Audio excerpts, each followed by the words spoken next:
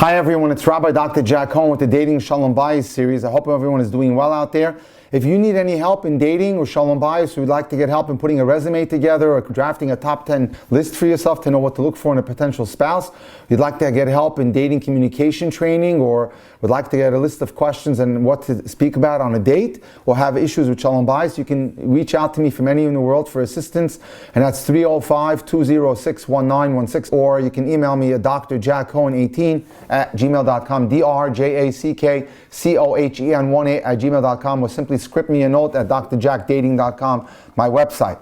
Well, the most important question out there that we get to ask as dating mentors is, how do we know if the person that's sitting in front of us is ready for marriage? And it starts like this. So over the years, I've asked hundreds of thousands of people, why do you want to get married? And I've heard many answers such as, I want a partner, I'm lonely, I want to move on to the next stage of life, it's time to settle down, my parents keep bugging me to get married, I want to grow, all my friends are settling down, I feel like I'm the odd man out or the odd woman out, I can finally afford an apartment, or I want kids. We can relate to many of these sentiments, but they all have one thing in common. They're all about meeting your own need. Now, we're not saying that marriage is totally selfless. Marriage consists of two people and you're one of them. It's not a selfless experience, but it shouldn't be a selfish experience either. It's a selves experience. Two people, two selves. And the way those two selves enjoy marriage is through giving. There are certain things we all more or less are ready for. We're ready to be happy. We're ready to spend wonderful quality time with the person we love. We're ready for the kind of companionship that brings us joy. And we're ready to no longer be lonely. We're all ready for the selfish benefits because we were all born selfish.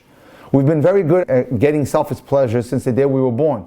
And if you're not that newborn baby that said to your mom, hey mom, you look tired, you just look like you need some sleep, then something's wrong. Now, there's more to a relationship than what you get. Judaism views marriage as the next selfish stage in the development of your own needs and your own aspirations. Not just that, but it's also an ongoing training in your ability to give. Committing to that relationship requires being at a place in your own emotional development where you are ready to strive to become a truly committed giver. Am I ready to stop thinking of me and start thinking we? That's the key. You've got to cross the threshold from me to we. That's the key. Thinking we means that if my spouse is happy, I'm happy. Thinking we means that if we're in a fight, we're both losers. Thinking we means that if we disagree on something, we're committed to finding a solution that we're both happy with. Thinking we means that we need to compromise. It's not a question of me waiting to see how much you're willing to sacrifice to make me happy. It's a question of how far I can go to make you happy. And the word sacrifice doesn't come into it, because when I'm giving to a partner, I'm giving to all of us. I'm giving to the team. So it's not really sacrifice. If you can view your spouse as an integral part of you and stretch your definition of self to include your significant other, then giving to them is like giving to yourself. Making them happy makes you happy. There's no sacrifice here. So what prevents us from being more of givers? What stops us from being a giver? For people whose nature allows them to give easily, being ready to give in a marriage is pretty straightforward. Some simple habit, what about others who don't have it so easy? Some simple habits to pursue may include volunteering at a hospital or a soup kitchen. How do you develop that giving muscle? So you might try volunteering in a soup kitchen or a hospital, dedicating some of your time to helping other people, involving yourself in a charity organization, asking yourself how a given situation looks from the perspective of another person, taking care of a pet, reaching out to people who would appreciate your calls, like lonely old people. All these activities help expand your boundaries and appreciation that there are other people out there in the world other than ourselves. It doesn't come naturally. For most people, it needs to be a learned skill. Some people have a hard time to give due to the difficult life experiences that cause them to erect walls and focus on survival mode and self-preservation. We all have a survival instinct, and when people experience broken trust, trauma, or abuse, the idea of giving and putting yourself out there for another person feels threatening. So it's a hard one to do. The gut instinct is to retreat to a safe place where there's no vulnerability. So some people react by remaining distant and avoiding relationships altogether, while others will use the relationship to facilitate and worry only about their own needs.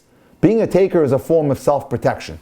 Selfishness caused by bad experiences can either be an active choice or involuntary action.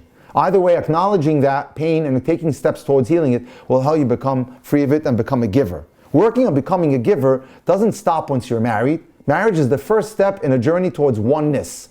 Even married veterans are constantly faced with the challenge to see the world from the perspective of me versus we. It's a constant struggle to grow. No one is perfect and no one needs to be perfect. The key is to make sure you're on the right track before getting married. Make sure you're exercising your giving muscles while you're single. That truly requires a U-turn in viewing a relationship as an opportunity to take and rather as an opportunity to give.